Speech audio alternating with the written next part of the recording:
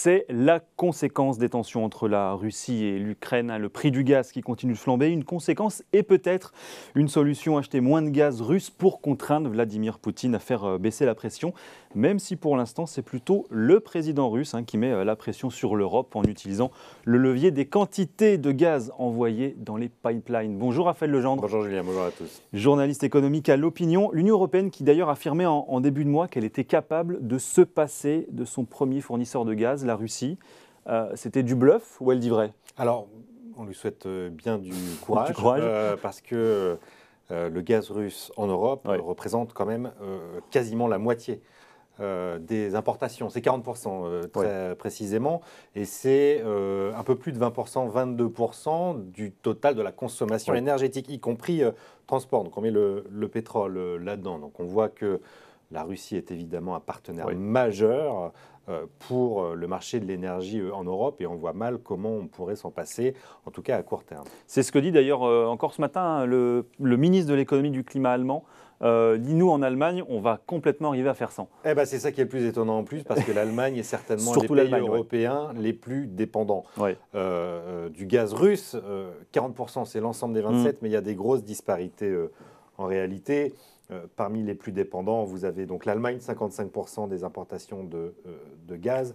Vous avez l'Italie, la Bulgarie, la Serbie, Nous, en France, on est un peu moins impacté. En France, on est beaucoup moins impacté. On est à 20%. C'est la moitié de la moyenne européenne. Donc, c'est vrai qu'on est moins dépendant du gaz européen. Nous, on se livre plutôt du côté de la Norvège. On regarde vers le nord, un peu du côté de l'Algérie aussi. Mais on est moins dépendant du gaz russe. 20%, ça reste quand même un niveau important, ça n'est pas rien. Se priver de 20%, ça serait très compliqué, surtout en plein hiver. N'est-ce pas ? En Allemagne, en tout cas, à 55%, on ne voit pas comment ils seraient capables de faire, d'autant plus que les réserves allemandes sont à un niveau extrêmement bas. On est à 35%. On était à des niveaux bien supérieurs au début de l'hiver, avec des niveaux aussi bas qu'il va falloir remonter au printemps. Bien sûr.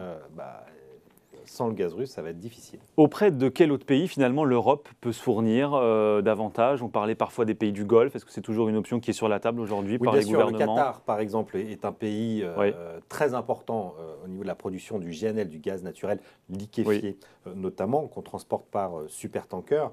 Vous avez le Japon, l'Azerbaïdjan, l'Australie, qui sont d'autres pays qui ont promis d'augmenter leur production, mais ça ne se fait pas en un tour de main.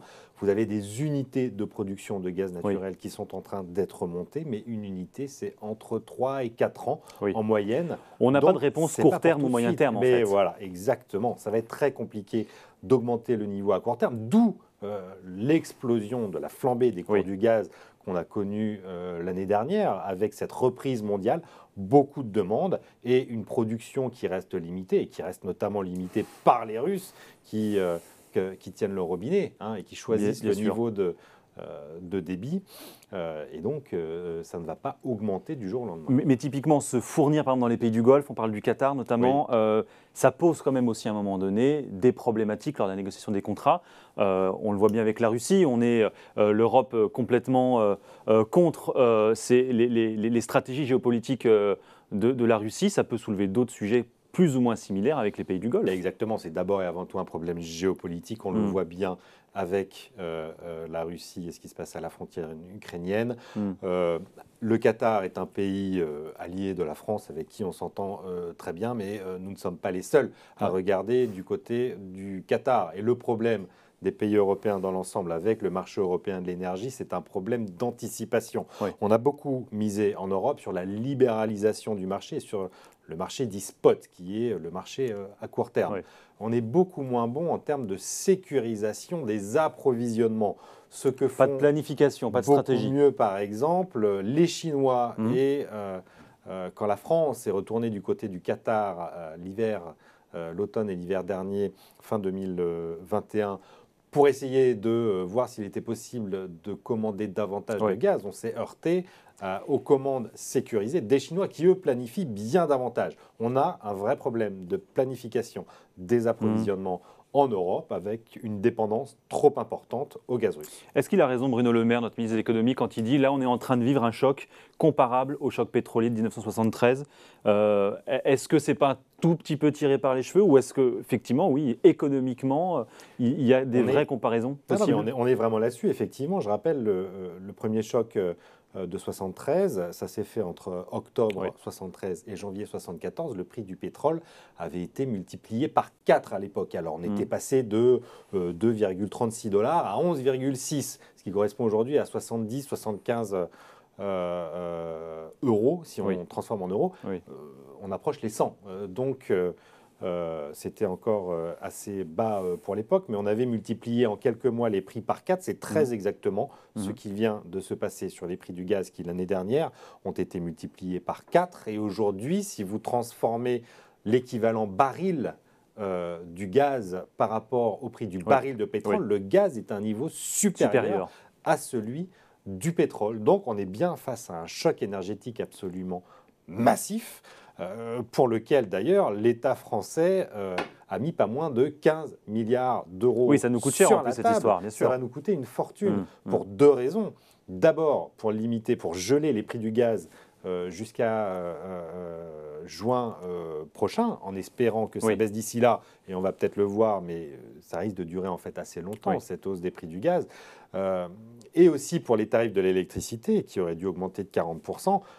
L'électricité dépendant en Europe du gaz, notamment. Pourquoi ? On explique très rapidement, mais le prix de l'électricité est fixé en fonction de l'ouverture de la dernière unité de production, qui en Europe est bien souvent une centrale au gaz. Et comme le prix du gaz explose, le prix de l'électricité explose.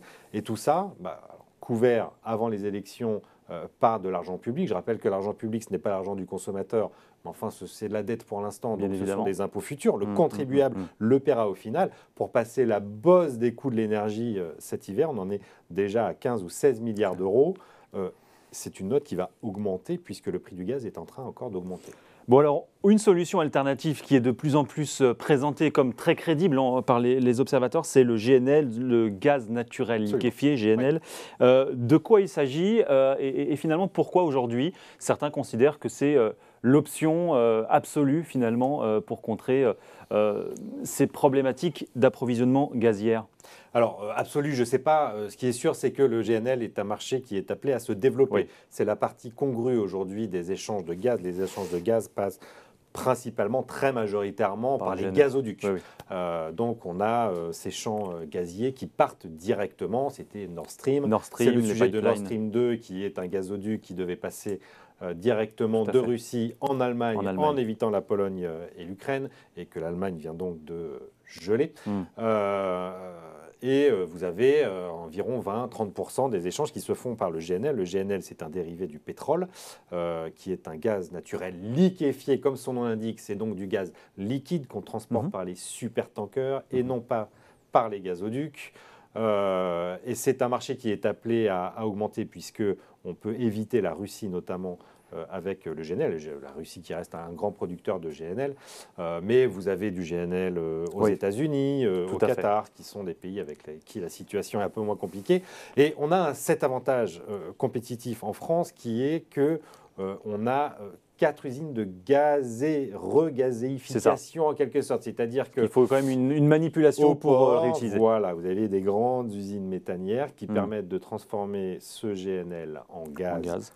Qu'on peut utiliser, ce que n'a pas l'Allemagne, par exemple, ce qui rend d'autant plus importante sa dépendance à la Russie. Et donc, c'est très probablement un marché qui est appelé à se développer. En tout cas, pour nous, les Français, on est plutôt bien placés pour pouvoir profiter de l'augmentation du GNL. Mais pas à court terme, on l'a bien compris. Merci beaucoup, Raphaël Legendre, d'être venu nous voir. Aujourd'hui, journaliste économique à l'Opinion sur Boursorama.